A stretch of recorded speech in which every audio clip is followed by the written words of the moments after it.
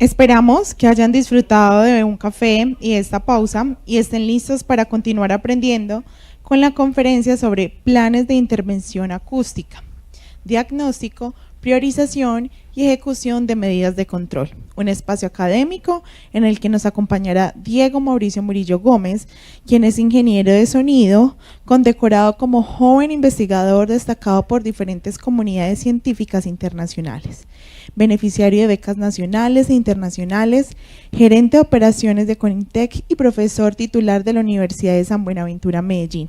Consultor con vasta experiencia en acústica ambiental y el control de ruido y vibraciones, amplio conocimiento en formulación y gestión de proyectos, certificado en Project Management y publicaciones científicas en revistas nacionales e internacionales. Bienvenido.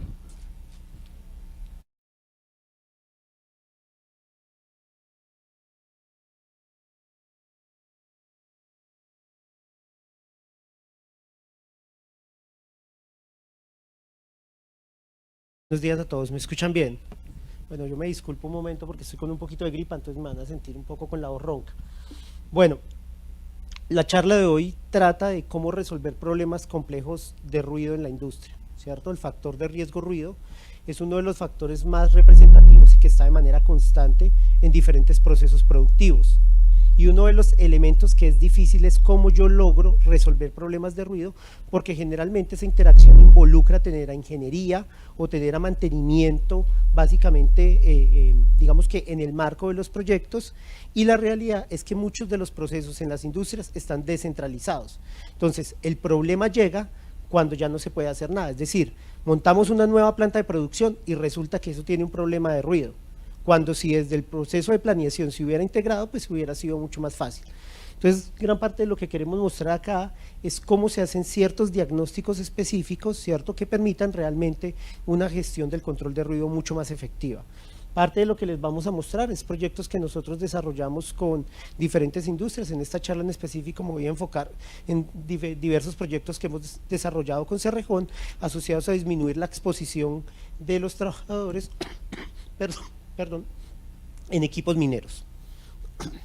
Entonces, cuando uno va a resolver un problema de ruido de gran complejidad, es supremamente importante cómo uno logra desarrollar una etapa clara de cómo se desarrolla un diagnóstico, es decir, cómo yo logro entender por qué se está generando y cuáles son las causas de esa generación de ruido. Y eso suena muy sencillo, pero a partir de este ejercicio vamos a ver la complejidad que involucra este tipo de situación. Ahora, lo primero es que si vamos a hacer un control de ruido, necesitamos entender en dónde voy a instalar la solución, ¿cierto? Y eso involucra revisar las cabinas de los operadores, ¿cierto? Es decir, el control de ruido se va a implementar en cabinas donde operadores manejan los diferentes equipos mineros. Muchas gracias. Entonces hay que entender dónde vamos a instalar básicamente la solución. En el segundo vamos a hacer unas mediciones de caracterización que nos permitan entender cuáles son los niveles de ruido que hoy esa cabina está teniendo con exposición. Y vamos a utilizar unas condiciones controladas, ¿cierto? Es decir, una línea basal controlada, y vamos a mirar cuál es el ruido que tengo en la operación. Y finalmente vamos a implementar otras técnicas especializadas que nos permiten conocer cuál es el comportamiento y a partir de eso sí desarrollar un diseño de control. Entonces, cuando nosotros hablamos de revisar estructuralmente la cabina, es entender qué componentes yo puedo alterar y qué componentes no. Porque hay ciertos equipos que tienen que ver con elementos de seguridad donde yo puedo adherir materialidad o en algunos casos no. Entonces lo primero es entender cómo esta estructura está hecha para poder desarrollar un escenario de control. Aquí vamos a ver el caso de dos cabinas en específico. El primero corresponde a lo que se denomina una motoniveladora, que básicamente es un equipo de maquinaria amarilla, que lo que te hace básicamente es homogenizar superficies. Y el segundo corresponde a un tanquero, que es un equipo que generalmente pues, también se utiliza en los procesos mineros pues, para desplegar agua o en algún tipo de pues, elementos en los procesos. Ahora, hay que ver que cuando nosotros llegamos a ver la cabina, vemos el hueso, digamos que el esqueleto suelto de la cabina, pero a su vez, ¿qué pasa cuando la cabina ya está montada? ¿cierto? Es decir, porque ustedes ven que tengo el esqueleto, pero uno le adhiere elementos a la cabina, donde está el timón, donde están pues los diferentes elementos, y pues hay que entender cómo funcionan. Lo primero que nosotros hoy estamos haciendo es algo que se llama fotogrametría. La fotogrametría permite generar modelos 3D de la infraestructura que usted quiere mapear, y entiéndase que esto tiene aplicaciones no solo en ruido, sino en diferentes escenarios de control, donde posteriormente a partir de modelos 3D podemos navegar en las estructuras. Entonces cuando uno está diseñando una solución y necesita devolverse, o sea, necesita mirar, por ejemplo, venga, ¿es posible colocar alguna materialidad ahí o no? Este tipo de escenarios y modelos 3D pues facilitan, digamos, ese desarrollo de ingeniería. Uno de los elementos importantes es que cuando usted va a hablar con mantenimiento y cuando usted va a hablar, por ejemplo, con ingeniería para consolidar un proyecto, debe haber un lenguaje común. Si uno, por ejemplo, a alguien de mantenimiento le hablan decibeles, no te va a entender, ¿cierto? Porque pues digamos que su naturaleza y su formación están en otra disciplina, pero cuando usted le muestra la cabina y le dice, mire, tengo un problema acá, estamos identificando esto, estamos poniendo a todos los del proyecto, ¿cierto?, en un mismo lenguaje común, y eso facilita que el proyecto se desarrolle.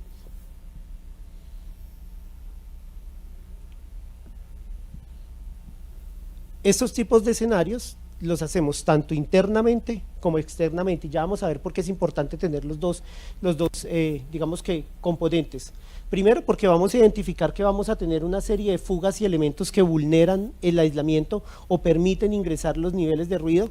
Ahora, una pregunta muy común también, venga, si esos equipos de maquinaria amarilla ya se venden, pues ¿por qué el proveedor, por ejemplo Caterpillar, no te vende una cabina inmediatamente insonorizada, ¿cierto? Te la venden, pero el costo de una cabina de este tipo está alrededor de 80 a 90 millones de pesos, insonorizada, ¿cierto? Adicionalmente, mientras que una solución in-house queda el conocimiento in-house y dentro de los procesos de mantenimiento se pueden implementar, ¿cierto? Es decir, cuando yo entro a un plan de vida media donde lo que hago es volverle a hacer mantenimiento a las cabinas, básicamente lo que puedo es implementar la solución de control de ruido, entonces sale mucho más barato.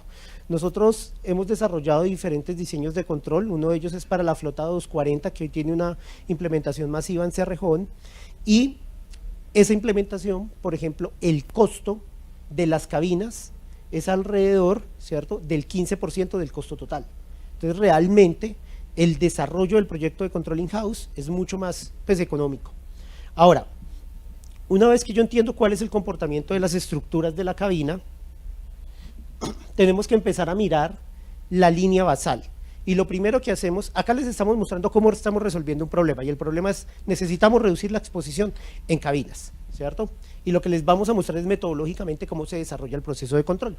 Ahora, ¿qué es lo primero que hacemos? Lo primero que hacemos es una línea basal, ¿cierto?, que nos permita en una condición estacionaria mirar cuál es el nivel de ruido que tengo dentro de las cabinas. Ahora, en equipos mineros grandes, por ejemplo 240 o 320, el motor siempre está al lado de la cabina, básicamente del conductor, y el motor predomina de manera muy relevante pues por la dimensionalidad del motor. Estos equipos son equipos livianos, es una motoniveladora, estanqueros, es decir, es un equipo pequeño comparado pues con un equipo que transporta carga en Cerrejón. Ahora, nosotros lo primero que hacemos es llevar el motor al máximo, ¿cierto? Porque queremos verificar la hipótesis si el motor está generando una exposición importante en el operador dentro de la cabina. Entonces hay que descartar esa hipótesis. ¿Cómo llevamos esa hipótesis? Básicamente llevando el motor a las máximas revoluciones que lleva el equipo y midiendo bajo una condición controlada. Ahora, elementos que uno empieza ya a darle, por ejemplo, digamos al cliente Cerrejón respecto a los procesos de diagnóstico. Primero, mire que un equipo que ya pasó por vida media, ¿cierto? Es decir, que Cerrejón intervino el equipo y básicamente le mejoró sus condiciones acústicas, pues sus condiciones operativas generales, pasó por mantenimiento. Da un nivel de ruido de 72.7 y sin proceso de vida media el proceso es 77.5. ¿Qué quiere decir? Ya estamos viendo que el mantenimiento de por sí impacta los niveles de ruido que genera básicamente el motor, ¿cierto? Es decir, mantenimiento hoy cuando interviene un equipo sí hace que las condiciones mejoren, y pues digamos que eso es intuitivo, ¿cierto? A medida que un equipo de estos van dando, pues empiezan a vibrar más cosas, empiezan a soltar piezas, las personas si una pieza se daña y te la reponen, generalmente no te la pueden, a veces no te la colocan bien, sino simplemente te ponen una silicona y medio te la sellan, es decir, hay diferentes tipos de razones en las cuales pues se genera mayor ruido, a mayor que pues digamos pasa el tiempo en un equipo de estos.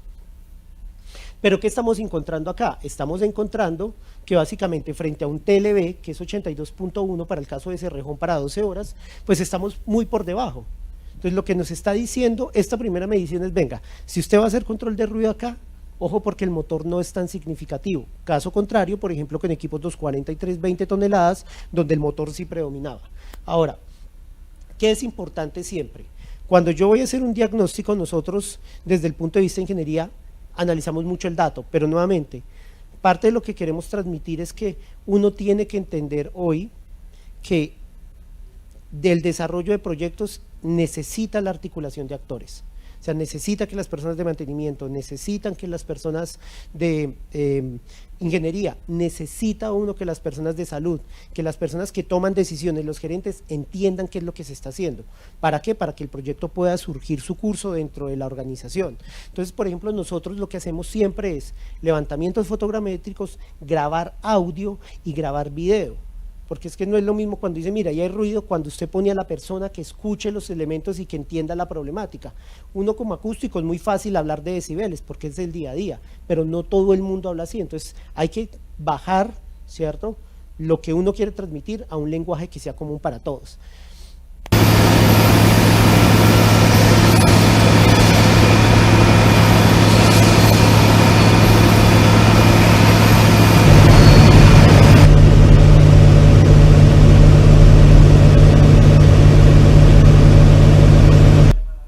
Este es el nivel de ruido que produce una motoniveladora y un tinquero de 2500. Y como podemos ver, es lo que se espera, es un ruido estacionario porque es un ruido de motor revolucionado a manera constante, ¿cierto? Ahora, hicimos mediciones en operaciones, ponga la máquina a medir, venga, grabamos audio, grabamos video y hacemos algo que se llama segmentación y etiquetado. ¿Qué es segmentación? Lo que estamos viendo acá son los niveles de ruido a través de todo el tiempo en que medimos, ¿cierto? Y lo que nosotros hacemos es escuchar cada uno de los diferentes segmentos y decir, mire, aquí predomina motor, aquí nos damos cuenta que el operador está hablando, acá nos estamos dando cuenta que tenemos incidencia de radio, ¿cierto? ¿Por qué? Porque queremos cuantificar los diferentes eventos para saber cuáles aportan más. Eso se denomina etiquetado básicamente, ¿cierto? Entonces, como pueden ver, segmentamos los diferentes pedazos y en esa segmentación calculamos cuál es la contribución individual de cada uno de esos elementos, digamos que a la exposición global. Aquí podemos ver algo bastante interesante, ¿cierto? Y esto es la operación del tanquero, ya no digámoslo a 2500, sino los tramos en donde solo se escucha el motor cuando un tanquero está operando.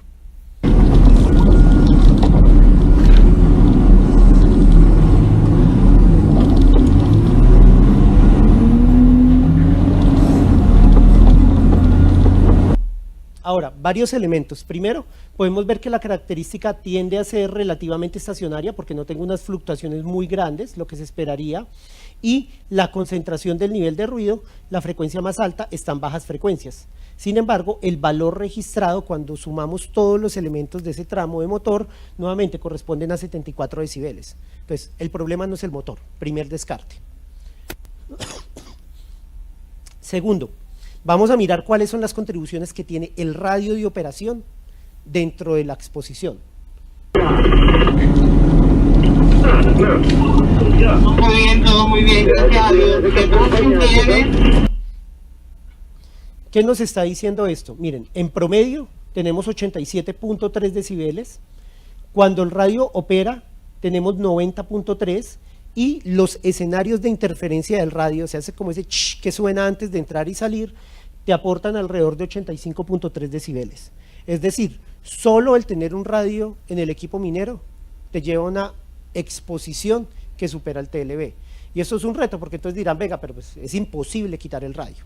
Es imposible bajar el nivel de radio porque compromete un elemento de seguridad. Y ya vamos a ver cuál es la estrategia de control para este tipo. Pero empezamos a darle luces al problema, a entender qué es lo que tenemos que tratar y solucionar.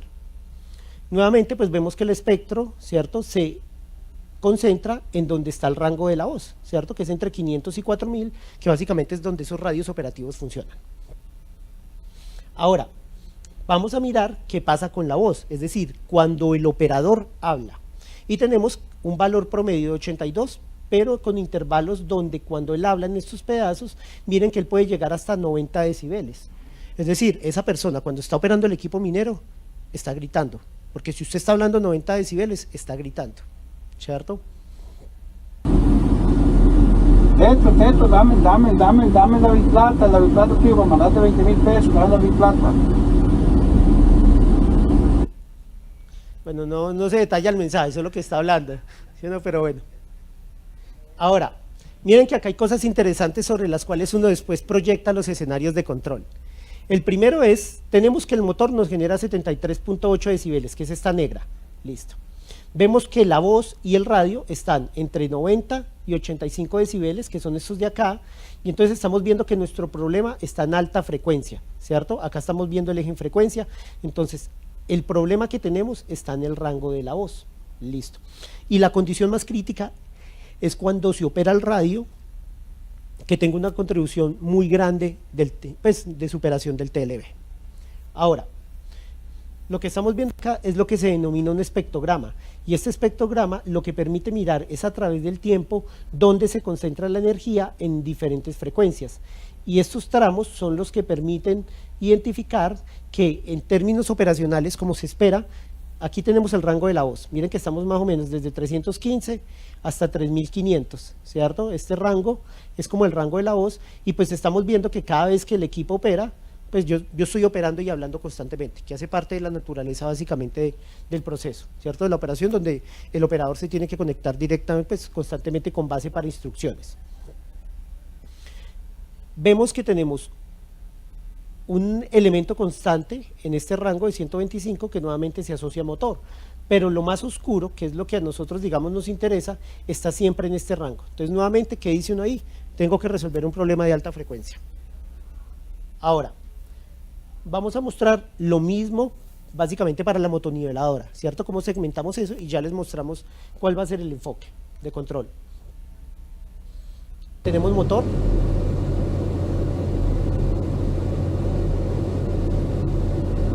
Nuevamente, una concentración en baja frecuencia, nivel global de 73.4, es decir, motor acá no es crítico. Vamos a ver qué pasa con el radio. El radio está en 84.2 y la interferencia en 85.2 decibeles.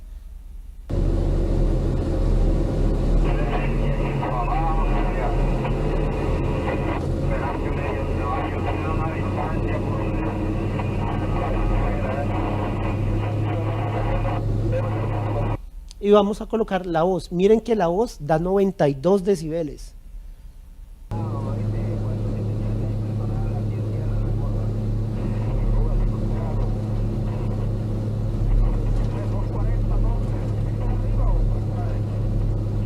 Vamos, para el botadero que está por la isla, como si fuera a echar combustible. 240 norte.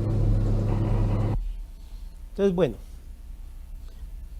encontramos que los elementos críticos nuevamente están en interacción de voz, después radio e interferencia. Nuevamente espectrogramas, ¿cierto? Vemos claramente la contribución del motor, pero nuevamente el elemento crítico está acá. Ahora, cuando hacemos un resumen de lo que hemos visto, nos damos cuenta que las mayores contribuciones, como lo indicaba, básicamente están en la operación de la voz para las motoniveladoras, ¿cierto? Y la operación de radio con los tanqueros. Ahora, la pregunta es, ¿cómo podemos solucionar esto? ¿Cuál es la estrategia entonces? Entonces uno empieza a analizar por qué se da esta situación, ¿cierto? Si yo hubiera identificado que es un tema de motor, el aislamiento que yo voy a generar estaría muy enfocado al motor. Ahora, es que el problema de ruido lo tengo dentro de la cabina. Entonces, ¿cuál es la naturaleza de que esto pase? En Cerrejón, los operadores tienen que usar protección auditiva cuando están conduciendo. Entonces, si yo tengo un protector auditivo que te tiene un NR, que tiene una atenuación efectiva de 12-13 decibeles, eso inmediatamente involucra que él va a tener que subir el radio, porque él tiene que subir el radio para poder escuchar. Y cuando él sube el radio, de igual manera, cuando tiene protectores auditivos y no se escucha, ¿qué hace? Va a hablar mucho más duro, va a gritar. Es como cuando nosotros vamos a una discoteca y terminamos todos con la garganta vuelta dada porque pues el nivel de ruido es tan alto, ¿cierto?, que tenemos que gritar. Entonces, ¿cuál es la estrategia que nosotros estamos adoptando? en el campo acústico hay algo que se llama inteligibilidad. Inteligibilidad es la capacidad que yo tengo de interpretar un mensaje hablado, ¿cierto? Es decir, que cuando mi esposa me hable, yo entienda qué me está diciendo, mejor dicho, ¿sí o no? De todas esas palabras, ¿cuál es el porcentaje que yo interpreto? Y eso depende básicamente de qué tanto, digamos, nivel yo tengo respecto al ruido de fondo. Si yo tengo un ruido de fondo muy bajo o muy alto, tendré que subir mi voz pues para que, digamos, que ese mensaje sobresalga sobre el ruido de fondo. El criterio internacionalmente adoptado para que la inteligibilidad sea adecuada es que debo tener mínimo 6 decibeles respecto al ruido de fondo. Ese es el criterio, ¿cierto? Entonces, si yo hoy tengo un equipo, por ejemplo, que en una condición base me está generando 74 decibeles, pero me estoy poniendo un protector auditivo, ¿cierto? Quiere decir que yo tengo que llegar mi radio más o menos a 86, 87 para que al quitarle los 10 básicamente del atenuador, esté por encima de lo que sería ese ruido de fondo que son los 74. Si me hago entender, es un problema que es complejo porque tengo que utilizar protector auditivo para protegerme, pero utilizar el protector auditivo hace que yo tenga que subir el radio y hace que tenga que subir pues básicamente gritar la voz pues para poderme entender. Entonces, ¿cuál es el criterio que estamos adoptando acá? Vamos a tener una referencia de 74 decibeles y vamos a hacer un diseño de control de ruido que nos lleve, ¿cierto?, a que el ruido de fondo sea inferior a 68 decibeles. Entonces quedémonos con el número de 68. Listo. Si yo me pongo un protector auditivo, bueno, entonces llevé a 68 decibeles, ¿cierto? ¿Por qué lo queremos llevar a 68 decibeles? Porque si nosotros logramos llevar la cabina por debajo de 68 decibeles, el operador, perdón, 68 decibeles, el operador no tendrá que usar protector auditivo. Si el operador no usa protector auditivo, va a subir el radio 6 decibeles de ese valor, ¿cierto? 6 decibeles del valor que acabo de escribir, porque es lo normal. O sea, usted tiene que subirle 6 decibeles de lo que tenga abajo para poder entender. Entonces 68 más 6, 74, ¿cierto?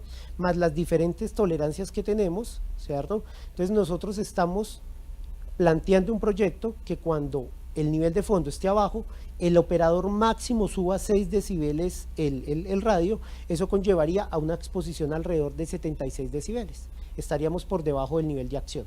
Entonces digamos que ese es el target, ¿cierto? Porque si nosotros hacemos un control de ruido y el operador sigue usando protector auditivos, ¿qué va a pasar? Pues el control no va a ser efectivo porque no van a tener la misma problemática, van a tener que volverle a subir porque no están escuchando por el protector. Entonces vamos a asegurar que la cabina baje a 68 con el fin de que cuando el operador tenga que subirle, siempre aseguremos que estemos por debajo del nivel de acción. Entonces esa es la estrategia sobre la cual estamos trabajando. ¿Es claro? Listo. Ahora, ¿cómo se empieza uno a comer este elefante? Es decir, venga, listo, yo ya sé que tengo que bajar a 68 decibeles y ese es el compromiso que nosotros adquirimos, ese es el número o el KPI con el cual el Cerrejón nos mide. Usted se comprometió a hacerme un diseño de control sobre el cual usted iba a tener un nivel de ruido de cabina inferior a 68 decibeles sin radio, ¿cierto? Y el radio pues básicamente después se subirá y esperamos que esté por debajo del nivel de acción. Ahora, hay una técnica, entonces ya viene el proceso de ingeniería. Venga, usted cómo diseña una solución de control para un equipo de este tipo, con tantas complejidades, conexiones, materialidad y demás. Existe una técnica que se llama intensidad acústica. Y esta técnica basa de una sonda, que es la que estamos viendo acá, sobre la cual usted empieza a escanear las superficies de la cabina y a partir de ese escaneo usted logra generar mapas de calor donde usted ve el comportamiento acústico. Y esto es supremamente poderoso porque rojo significa que a usted que tiene más ruido, azul significa menos ruido. ¿Qué es lo que estamos viendo acá? Los elementos de la cabina que están dejando filtrar el ruido o que son más vulnerables a filtrar ruido, ¿cierto? Y pues digamos que acá estamos viendo que las cabinas tienen puertas dobles, ¿cierto? Esta puerta se abre hacia afuera y esta hacia afuera, y estamos viendo que acá uno de los problemas que tenemos es ¿qué? Empaques. Entonces hay que trabajar en los vidrios y en los empaques de la motoniveladora, porque tenemos que mejorar el sellamiento, ¿cierto?, que tiene el equipo. Hagan de cuenta que usted tiene una pared, y la pared le ofrece a usted un aislamiento muy bueno, ¿cierto? Pero ábrale, piensen en el vecino, el que viven en un apartamento, que usted tiene un apartamento del vecino al lado. Esa pared funciona, pero esa misma pared, de ese mismo tamaño, ábrale un hueco usted de 10 centímetros, ¿qué va a pasar? Usted ya empieza a escucharlo mucho más, ¿cierto? Porque es que el ruido es muy sensible, el ruido es como, hagan de cuenta como el agua, usted tiene un huequito y por ahí se le va, ¿cierto? Entonces los sellamientos son importantes. Y acá estamos encontrando unos elementos que son muy interesantes, que son estructuras dentro de la cabina que no tienen la misma densidad homogénea. ¿Por qué? Porque ahí tengo pasacables, porque ahí tengo algún tipo de caja, ¿cierto? Muchas veces no hacen parte del esqueleto completo de la cabina, sino simplemente pues algunos elementos que se adhieren. Entonces ahí nosotros sabemos, por ejemplo, que acá tenemos que mejorar la densidad del equipo. Esta placa hay que mejorarla, ¿cierto? Y aquí estamos viendo dos frecuencias. Acá estamos viendo frecuencias altas, y acá estamos viendo frecuencias bajas, donde ya vemos que el nivel de ruido también se pasa en los vidrios. Entonces, si yo quiero mejorar frecuencias bajas, tengo que mejorar la densidad de las ventanas también, es decir, el grosor de las ventanas. ¿Cuál es, digamos que, la ventaja de esto? Que como usted tiene individualizado cada elemento de la cabina, usted puede calcular cuál es el aislamiento individual que usted necesita de cada componente para que cuando lo sume, la solución en el target de diseño que usted quiere, ¿cierto? Entonces es una técnica supremamente útil para control de elementos complejos, porque nuevamente uno llega a la industria y a veces te ponen un equipo que usted, pero venga, ¿cómo me como eso? ¿Cierto? O sea, si es un motor, una bomba o un ventilador, pues uno ya sabe cuál es la solución de control, y digamos que eso está muy claro y muy determinado. Pero hay problemas donde uno a veces llega a un proceso productivo y pues, o sea, la complejidad del proceso es tanta que pues usted tiene que implementar otra técnica para poder saber cómo se come ese elefante, como dice el dicho. Acá estamos viendo, por ejemplo, la parte trasera, y estamos viendo que los conexionados, en donde entran, por ejemplo, para las antenas y demás, están teniendo una vulneración importante, y esto es un pasacables. Acá se pasan cables, entonces ya sabemos que acá vamos a tener que sellar de manera adecuada todos los diferentes elementos para que pues mejorar la condición de la cabina. Las dos fotos representan diferentes frecuencias, baja frecuencia y alta frecuencia. En baja frecuencia estamos viendo, ¿cierto?, que el ruido se pasa casi en todo lado, a comparación de alta frecuencia, donde solo tengo estos componentes. Si yo necesito mejorar en baja frecuencia, que es todo, voy a tener que adherir acero o amortiguamiento a las estructuras, ¿cierto? O sea, o masa o amortiguamiento, y tengo que cambiar o mejorar el aislamiento de los vidrios para asegurar que el ruido no se me pase en ese rango de frecuencia. Uno, después de que tiene este insumo base, es decir, que uno ya sabe básicamente qué tiene que empezar a mejorar, empieza a desarrollar un proceso de ingeniería. El proceso de ingeniería consta de simulaciones, es decir, ya existen métodos para simular, ¿cierto?, cuál es el comportamiento que yo puedo tener de una solución, y generalmente uno utiliza diferentes tipos de estrategias para comparar resultados. ¿Qué son diferentes tipos de estrategias? Hay unas ecuaciones desde la disciplina acústica que uno las combina con simulaciones y uno empieza a mirar las tolerancias, ¿cierto? Uno empieza a comparar, bueno, aquí el modelo matemático con el modelo numérico me diverge, ¿cierto? Pero acá tengo, por ejemplo, congruencia entre ellos. Entonces uno empieza a mirar qué tantas desviaciones pueden tener los modelos para darse un margen de tolerancia. Ya uno sabe, en ingeniería usted siempre maneja márgenes de tolerancia, ¿cierto? Lógicamente la experticia está en que usted no sobredimensione, porque eso se va en costo, pero usted tiene que pues, tener un criterio de diseño que le permita a usted estar seguro de que la solución va a funcionar. Entonces ese es el trade-off, ¿cierto? Y gran parte de comparar diferentes métodos de solución es lo que le permite a usted saber en qué tolerancia se puede estar moviendo ese diseño.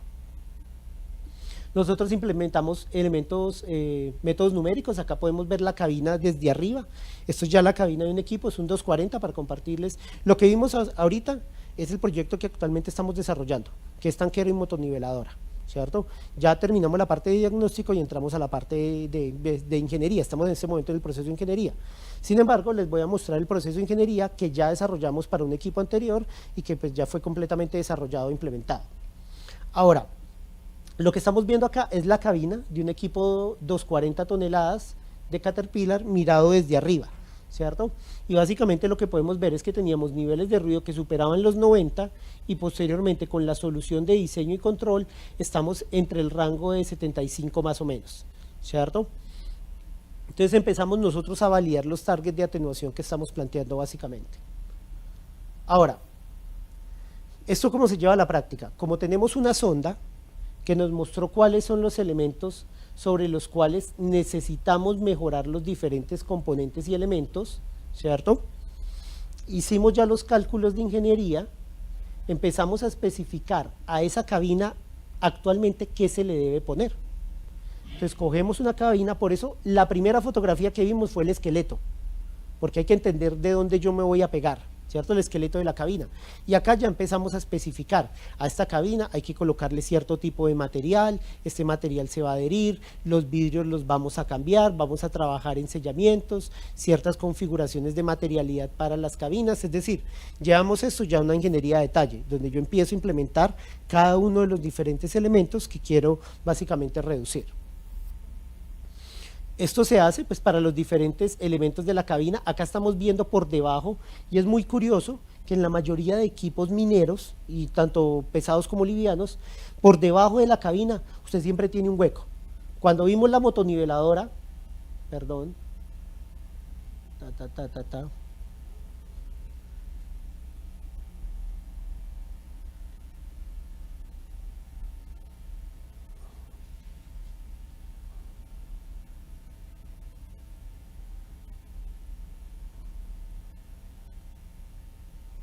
qué pena con ustedes que me volví, pero es importante. Cuando vimos la motoniveladora, miren que eso tiene un hueco acá. Es muy común que todos los equipos mineros tengan un hueco ahí. Nosotros hemos hecho control para de 9, de 11, que son tractores de oruga, y siempre usted abajo tiene ese hueco, y por ejemplo en el tractor de oruga, usted tiene la oruga ahí debajo. Entonces eso casi siempre pasa un ruido supremamente grande, ¿cierto? Y pues digamos que acá tampoco es inventar la rueda a veces de manera muy compleja. Uno dice, venga, pero pues o sea, ¿usted cómo va a dejar un hueco relativo? Pues cuando me digo un hueco, pues es que hay espacios vulnerados donde usted abajo tiene o el motor o tiene básicamente la oruga. Eso genera demasiado ruido, inmediatamente eso va a hacer que la exposición dentro de la cabina sea mayor, ¿cierto? Acá vemos el espacio o el hueco. Entonces, gran parte, aquí ya me perdón.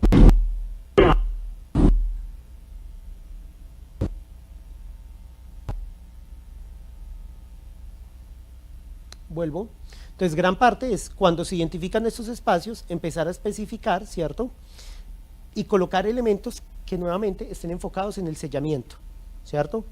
Ahora, ¿todos los tipos de materiales funcionan? No. Y eso depende, ¿cierto? O sea, a veces a ti te dicen, no, yo te coloco a ti una espuma tipo peluche y solucionado. Desde el punto de vista acústico, las soluciones dependen del rango en frecuencia en que usted necesite, ¿cierto? Y por eso las materialidades combinan muchas cosas.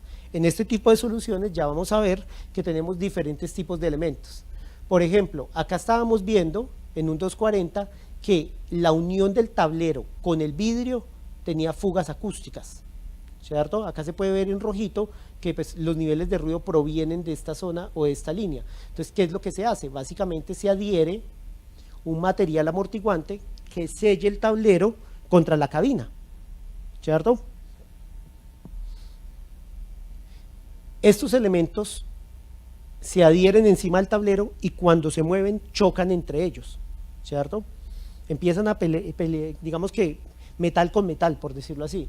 Entonces, muchas veces uno también lo que hace es que coloca bases amortiguantes para que cuando los radios se muevan no generen pues ningún tipo de vibración que se convierta en sonido. Los sistemas de aire acondicionado que tienen los equipos mineros también son tratados con unos silenciadores, hagan de cuenta que son como los exhaustos de un carro, pero para sistemas de aire acondicionado, en donde básicamente pues coja un aire acondicionado y póngalo al máximo, le va a generar ruido. Entonces aquí lo que hacemos también es reducir el nivel de ruido del sistema del aire acondicionado. Posteriormente pues llevamos a la implementación del proyecto, entonces mejoramos la masa, acá podemos ver una puerta y pues ustedes se pueden dar cuenta que la puerta tenía un hueco. Entonces lo que hacemos es que mejoramos la densidad de la puerta a través de instalar placas de acero. En algunos casos utilizamos amortiguamiento para reducir la transmisión de vibraciones, ¿cierto? Mejorar el comportamiento en baja frecuencia. Utilizamos absorción en techo para reducir niveles de ruido en alta frecuencia. Acá estamos viendo los silenciadores básicamente para el sistema de aire acondicionado. Y bueno, acompañamos a todo el proceso de instalación. Y acá compartir varias cosas. La primera es, cuando uno está montando el prototipado, si quiere que esto se lleve a adopción operacional, usted tiene que levantar procedimientos de autopartes. ¿Cómo se instala esta solución?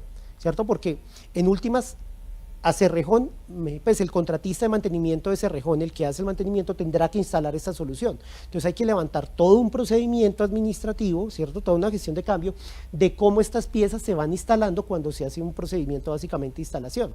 ¿Y esto por qué es importante? Porque si usted básicamente no considera eso dentro del proyecto, ya después le van a decir que eso tiene un elemento de seguridad, que eso no es viable, es decir, hay que asegurar que todo se vaya desarrollando en su tiempo y la cadena para que básicamente funcione, ¿cierto? Entonces acá hay muchos procesos administrativos que también involucran capacitación del personal que va a instalar la solución. Otros ejemplos, pues básicamente de instalaciones, ¿cierto? Acá podemos ver muchos elementos asociados a sellamientos, donde teníamos espacios donde pues básicamente se filtraba el ruido, por decirlo así. Y acá vemos una comparación del antes y el después, ¿cierto? En el término del 240, pues veíamos que los vidrios tenían un elemento importante donde los niveles de ruido se pasaban y quedamos pues a unos niveles de ruido ya en el margen de azul, ¿cierto? Podíamos ver como los vidrios tanto en el borde como en la parte central pasaban ruido. Este es el resultado, azul es mucho menos ruido. Aquí podíamos ver, por ejemplo, que esta ventana tenía una pues, una abertura en la mitad. Eran esas ventanas que se movían, ¿cierto? Y la pregunta, por ejemplo, con ellos fue, venga, en Cerrejón esa ventana nunca se abre. Entonces, pues, ¿por qué no ponemos un vidrio continuo directamente? ¿Cierto? Entonces, eso hay que evaluarlo con seguridad porque, pues, bueno, ¿cierto? Hay muchos elementos asociados, entonces se necesita tener a todo el mundo en el mapa para que después no le digan a usted, no, pero es que ese vidrio no se podía cambiar. Pero podemos ver claramente como los escenarios de mejora. Ahora, ¿qué encontramos nosotros, por ejemplo, en el caso? Esas son las mediciones que nosotros teníamos del 240 sobre el TLB. Después de un escenario de postcontrol estábamos por debajo de los 74 decibeles, ¿cierto? Y postcontrol con radio estábamos por debajo de los 80. Entonces siempre jugamos con ese ruido de fondo porque sabemos que cuando el ruido de fondo está, el operario de todas maneras va a subir, ¿cierto? Entonces es entender un poquito esa dinámica de control, pues básicamente para digamos, poder determinar muy bien esa línea base. Perdón,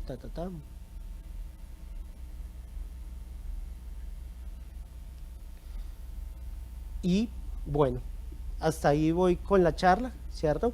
Es mostrarles un poquito, digamos que la experiencia más allá de mostrar metodológicamente cómo se desarrolla un proyecto de control, es contarles la experiencia de cómo se desarrolla frente a un escenario complejo.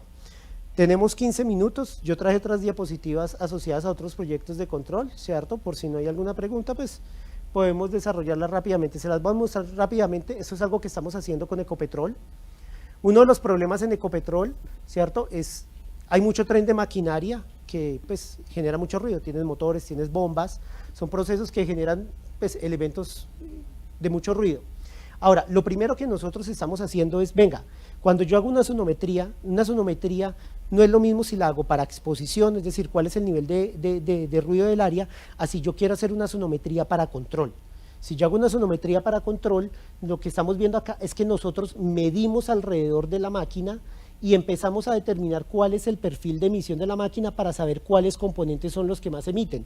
Esto yo lo podría hacer con la sonda de intensidad que ustedes vieron. El problema con, digamos, con la sonda de intensidad es que no es un equipo intrínsecamente seguro. Entonces no lo puedo entrar a áreas, por ejemplo, en refinería, que tienen pues esas condiciones por clasificaciones básicamente de posibilidad de incendio. Miramos siempre los componentes estacionarios, es decir, esto es el tiempo, entonces miramos si el nivel de ruido varía o no varía y en dónde se me concentra la energía para saber qué controlar. Ahora, montamos modelos 3D y algo que estamos haciendo con Ecopetrol, ¿cierto?, es determinar rangos de influencia. ¿Qué es un rango de influencia? Mire, este equipo, ¿cierto?, tiene un rango de influencia superior al TLB de 10 metros. ¿Qué quiere decir? Que si usted está interactuando con ese equipo a menos de 10 metros, usted va a estar expuesto a un nivel que supera el TLB, ¿cierto? Entonces, estamos les dando rangos de influencias porque muchas veces los recorridos que hacen los operadores pueden ser optimizados para pasar por áreas donde no tengo tanta exposición y así reducir la dosis, pues, la exposición que yo tengo a través del tiempo.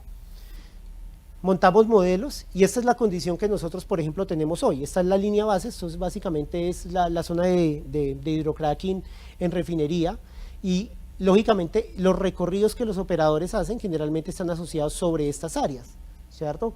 Y a veces dicen, bueno, hay que hacer una medida administrativa, pero ¿qué hago? Entonces acá es diseñar recorridos, ¿cierto? Donde yo pueda reducir rangos de exposición. Ahora, ¿esto qué nos permite? Priorizar cuáles son los equipos que generan mayor nivel de ruido, cuál es su rango de exposición básicamente al TLB y al nivel de acción, y en proyectos de control, cuál es el target de atenuación que requeriríamos. Ahora, por ejemplo, empezamos a proponer medidas completamente grandes o medidas parciales, ¿cierto? ¿Perdón? Sí, claro.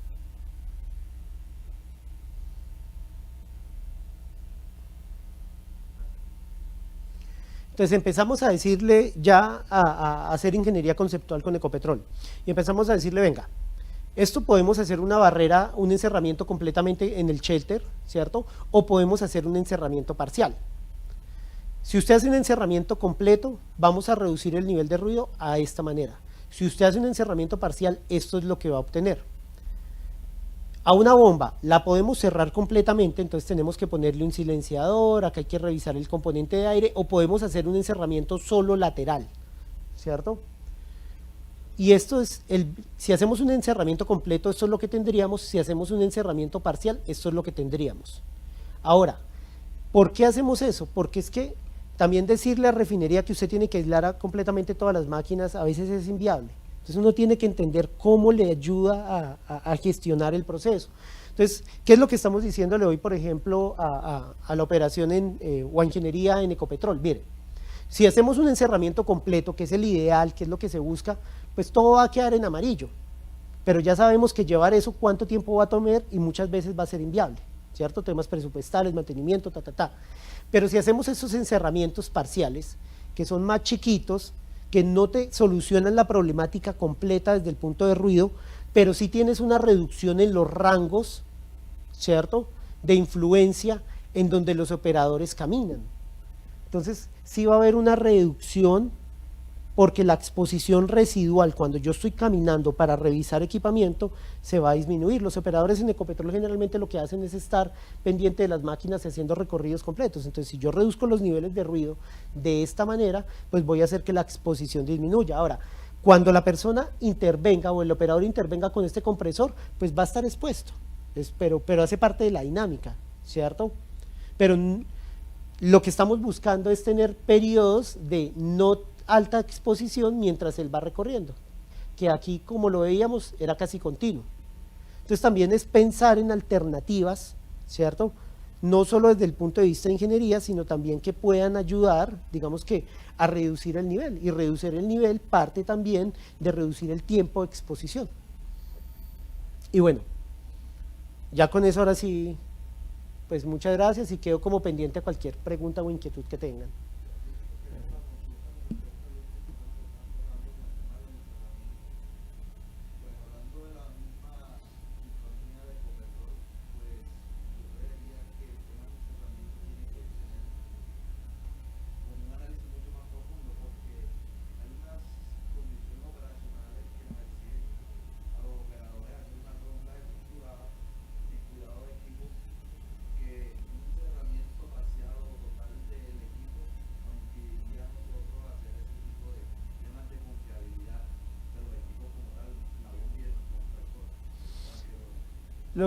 Lo que vos acabas de decir es completamente correcto, ¿cierto? Por eso, pues digamos que esto está en ingeniería conceptual.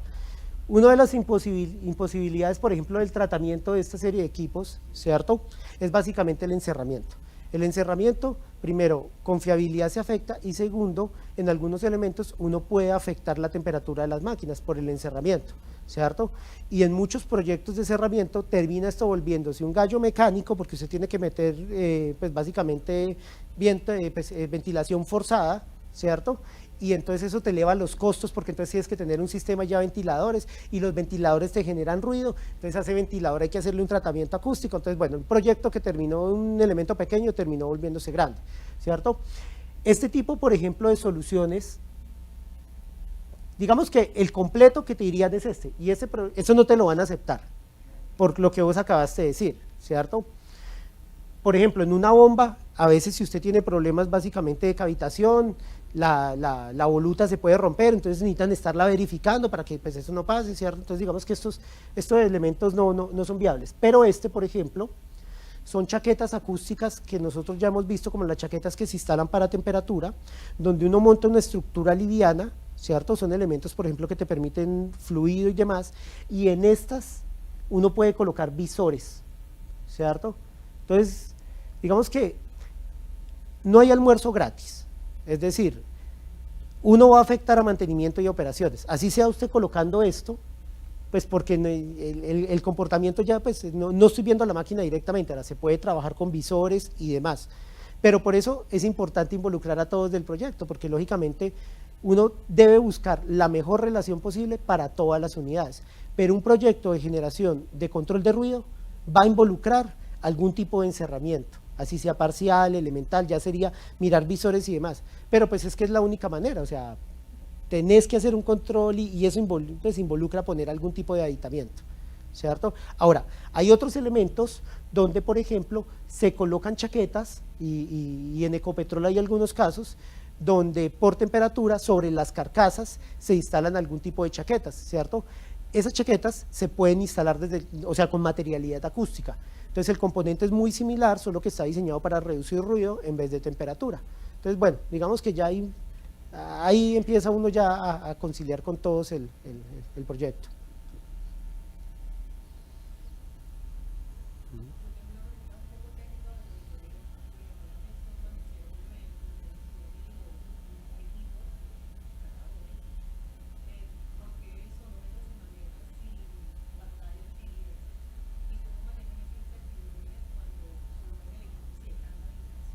Bueno, ahí hay dos elementos importantes, ¿cierto? El primero es, la pantalla antivientos es un filtro, ¿cierto? Que te atenúa en alta frecuencia principalmente, y está asociada cuando tú tienes velocidades, digamos, importantes y flujo de viento. Generalmente, digamos que la efectividad grande, o digamos que la necesidad imperativa de utilizar pantallas antiviento es cuando tienes velocidades superiores a 3 metros por segundo. ¿Cierto? Sin embargo, como este es un ambiente controlado, está dentro de una cabina, no tienes pues no vas a tener esa condición, ¿cierto? ¿Por qué no colocamos pantalla antiviento? Porque se pierde. Para esa, pues, o sea, ahí nosotros le dejamos el equipo a un operador y él está pendiente de la operación, demás, y puede pasar, ¿cierto? Entonces, lo que sí es importante es que en cada sonómetro, cuando uno configura el sonómetro, vos le decís si la respuesta que el equipo debe tener debe considerar la pantalla antiviento o no la debe, o sea, si él hace compensación o no.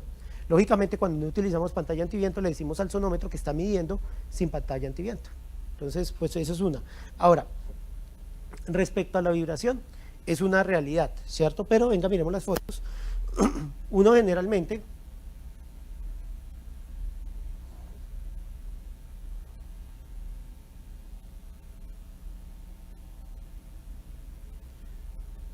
un poquito, qué pena, que la pregunta es bastante interesante. Miremoslo por ejemplo en este caso.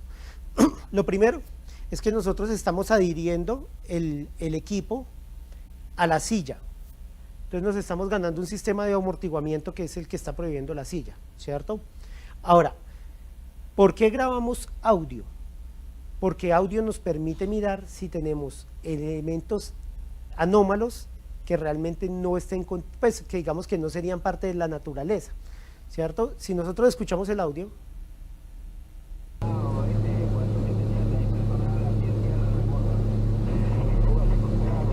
tú inmediatamente estás identificando que lo que está grabando el sonómetro, pues ese es el evento normal, o sea, no hay ningún evento de golpeteo como esto. O esto. Esto sería lo que escucharíamos si estuviera pasando eso. Digamos que el control de calidad de estado ahí, ¿cierto? Pues como vieron también analizamos espectrogramas y demás, pero bueno, con el audio usted de una vez se da cuenta, pues, o sea, el sonómetro estaría haciendo esto, o esto, pues ahí claramente se ve que no.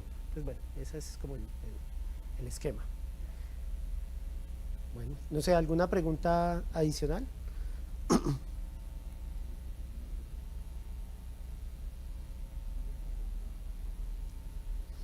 Bueno, a todos ustedes muchas gracias y bueno, espero que les haya sido útil la charla. Bueno, gracias.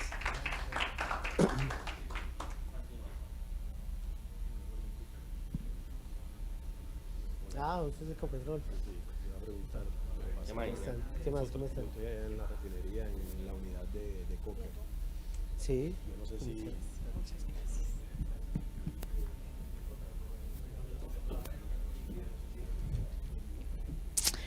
Después de esta mañana en compañía del ingeniero Diego Murillo, agradecemos su generosidad con el conocimiento que nos ha compartido y qué mejor forma de mostrar nuestra gratitud de nuevo con un fuerte aplauso.